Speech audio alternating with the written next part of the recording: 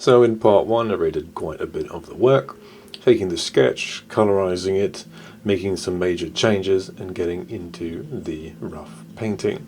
So here, I'm going through whatever was not done, and then obviously polishing it off and post-processing it at the end. So I used to use and try and manage a lot of different kind of custom brushes, but now I've actually intentionally gone out my way to make my own set of brushes that work specifically for me, and I think that's actually helped to speed up my process and make the painting feel a bit more naturalistic. Other times I find with all these brush packs you can get online, you end up having way too many, right? Way too many brushes. And at the end of it, you're just hunting through it to find the one that works best for you in the middle of painting, and they're essentially engineered for someone else's workflow, someone else's tastes, someone else's pressure in their hands. All these different things are tailored to them. They're not one size fits all. So I find it's best to make your own. Take a day, take 2 days, or even 3 days, right? However long it takes over a period of time to make the ones that work best for you. Maybe you like to work a bit more opaque, maybe you like glazing, maybe you like thick to thin strokes, anything like this, right? So for quite a few parts, especially zoomed in quite tight, using opacity brushes can be quite intense on the hands.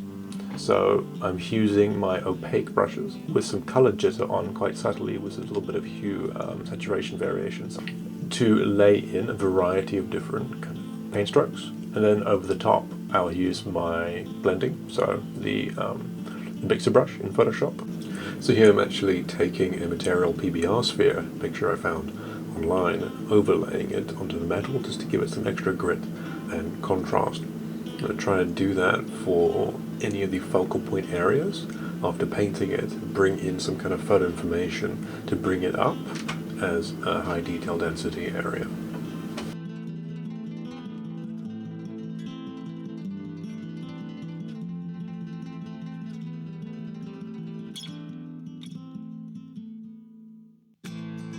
Now for certain areas such as the face and the hands, since human beings can recognize if they're off a little bit, and I'm looking to get this done at a reasonable pace, I'll bring in some images, put them on, wrap them to what I've drawn, and then paint quite heavily over the top to integrate them throughout.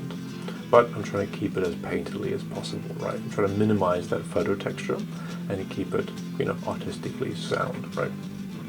So I had designed out the sickle and the horn separately beforehand of this process, and now I'm painting over the top to bring those designs into and also place them in perspective and the correct lighting circumstance. So using those opaque brushes is helping me here, so I'm not worried necessarily about rendering, but instead blocking out those big shapes of light and shadow in relation to the correct colors that they should be as well. It's also especially helpful for rendering out the metal, getting those high specular chunks, those tight value bands as well. So when it comes to an object like this, which is a lot smaller in the composition, like for the chains, etc., literally just one highlight stroke, one bounce light stroke, and one core shadow stroke, and that's it. What needs to happen is it needs to read from far away, and that is it. For the braid, quite a complex kind of in-out system. Just photo bash it in, paint over as necessary, and you'll see I'll come back to that a few times to make it look natural. Because if you're painting quite heavily, and then you suddenly have a photo bashed element in your scene, it can be quite odd, right? The eye can really pick up that detail density change. So at the end, obviously, you're going to sharpen everything, add some noise, integrated. So quite similar for these brooches. I could have photo bashed them in, but they would have been too high detail, right? But also when you start to scale down those images, if they're not kind of smart objects, they'll start to kind of compress in a really weird way and kind of get a bit lossy and a bit soft. So actually just painting over it and using your fundamental knowledge of materials and lighting will get you a much better result. And especially because those are in the bottom right quadrant near the leg, so not really a focal point, right? I use that, but the brooch on the shoulder, that's much closer to the face, I want the detail density to increase as we go up towards that focal area. So I photo bash that in and then paint reasonably heavily over top of it to integrate it within the overall kind of visual language of the brushwork style, but also to kind of break up that real world imagery, make it a little bit more fantastical, change things a little bit, make it in line with the brass gold type look that I'm getting with the rest of the materials, right? The rest of those ornamental objects. So I'm also going over what perhaps I previously painted, right? maybe I didn't like the sizing of it, like those bottles, they're too small, so I just consolidated them into some larger shapes. Now for the bottom part where the feet are, I'm not going to spend a lot of time there. You don't want to over detail an object, a place like that, and you end up that becoming a focal point, high contrast, super sharp, right? We don't want that. We wanted to get a little bit looser, a little bit low contrast as we move away from the focal point. So, as you can see here, did a little kind of rebalancing and relighting, checking the relative contrast.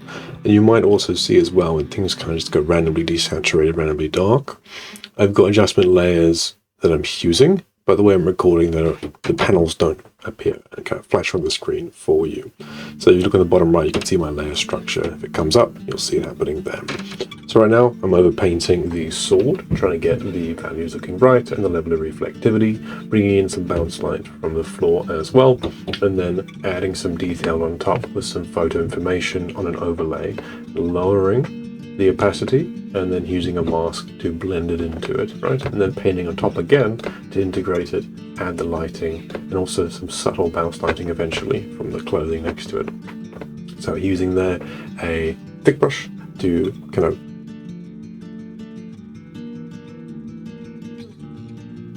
using the opaque brush here to subtly indicate the information at the bottom of that blade head. I don't want to over render it. A, it's a waste of time, and B, I don't want that to be a small area of the painting that has now been over-rendered and overdone, right? Just subtly brushed in and communicated clearly. The inscription, sketch it out, put it on a multiply layer, lower the opacity, put a mask on it, and then use a texture brush to integrate it into the blade, duplicate it, drop it to the side, paint over it in white, selecting it, put it to an overlay, and then drop it to the side, mask it, integrate it, etc. It'll make it look like an engraved inscription with some highlights catching on the edge of it, right?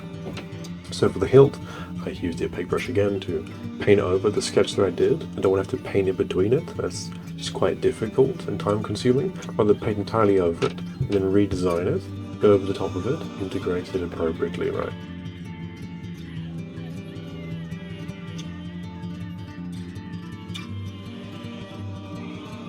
So here I am going through and then putting in the three-dimensional edgework around the hilt kind of inscription area, and then also the inscription itself, right? So same technique that I used for the blade. Sketching it in, overlay and multiply in combination with this slightly offset creates a look of inscription without having to trace around the edge of it. And now I'm just going to paint over the top and integrate all of it. So where possible, I try to collapse my layers and then not have to try and click between all of them to see what's on top of what. Just painting kind of a la prima, could you say, with everything on one layer together. Here, just kind of chopping and changing different parts of the hilt to the top onto the guard pommel section to make it integrate in terms of design, but also in terms of painterly treatment. So now sketching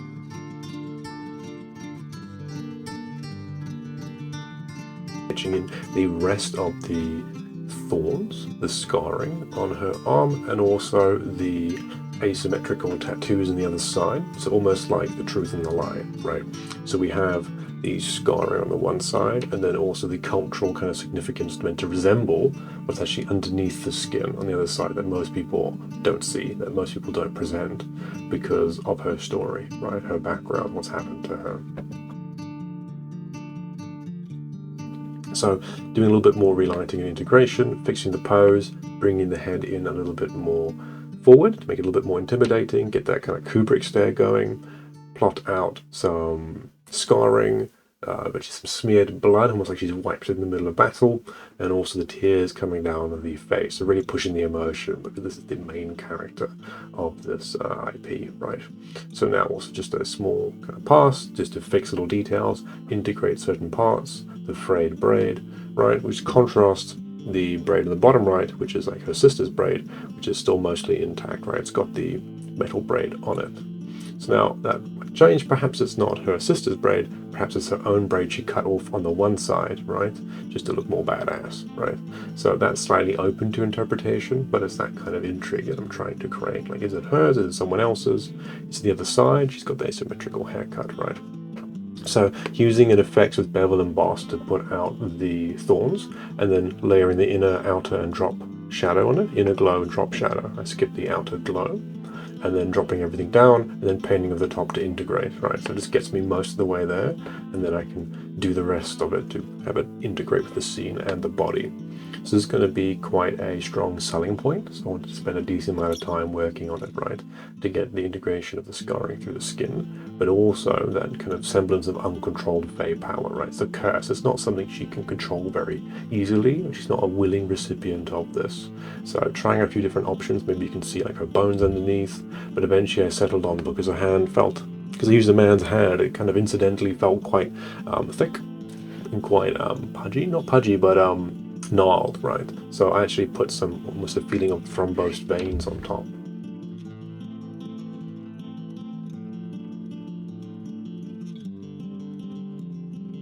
I want this almost to feel like it's being rejected by her body, right? Almost like there's a sense of necrosis and death or skin, right, going on there. And I'll do some kind of texture indication later and do the orthographics and material sheets for this character. It was a little bit strong, so you can see I masked and brushed it out with a texture brush. And I also earlier put in almost like some thrombosed, broken varicose vein texture, which brings in a little bit of grit, right?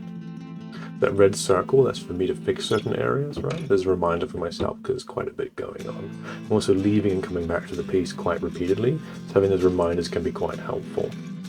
Let's bring in some images of feet because it can be quite accurate, and then roughly brush over the top of it to integrate it, make it look natural, but also not over rendering and over detailing it, so it does not become focal point, but low contrast, low detail at the bottom of the scene.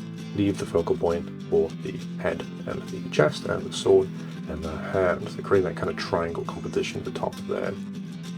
So on the ground here, then I'm doing color lookup, color balance, levels, all these wide scale adjustment. I like to do color balance on separately for the shadows, midtones, and highlights, so I can control them individually, right? Gives me greater control. I could change the opacity on each individual adjustment layer.